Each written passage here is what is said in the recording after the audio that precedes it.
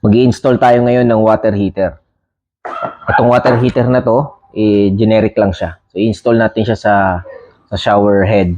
Yung shower head kasi wala siyang layout ng para sa water heater. So, gagawa tayo ng paraan na maikabit itong water heater na hindi na natin kailangan mag-chipping. So, paano natin gagawin yun? Ito ang ating gagamitin. Ang tawag dito ay water heater adapter connector for single point. So, bakit siya single point? So, makikita mo dito yung butas niyan. Diretso, papunta dito. Tapos sa gitna nito, may harang yan. So, ayun o.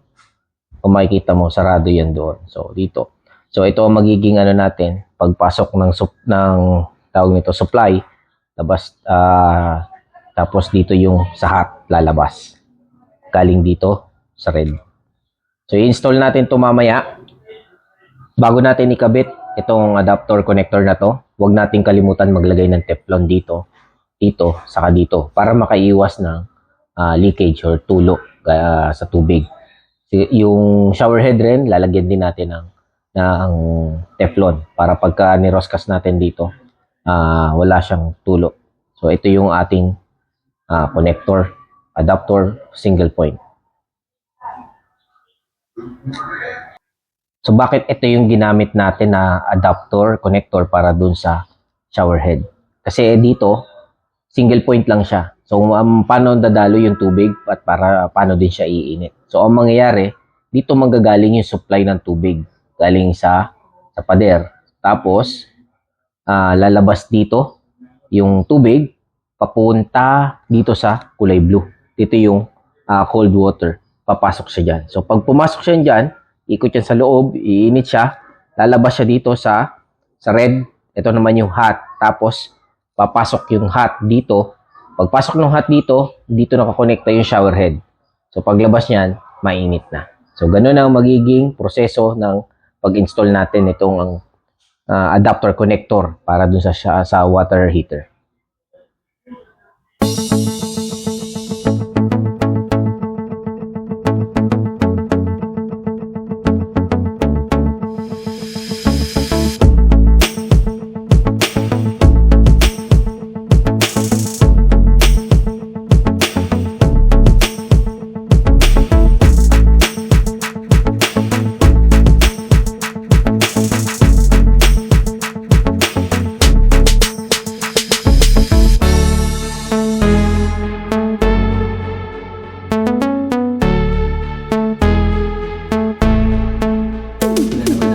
Testing lang muna natin kung walang tulo dito. Ayun. Kali tubig. Ito yung magiging supply papunta doon sa water heater. Tapos yung water heater, lalagay tayo ng ano dito, yun naman yung magiging hot para lumabas dito sa shower. Okay na.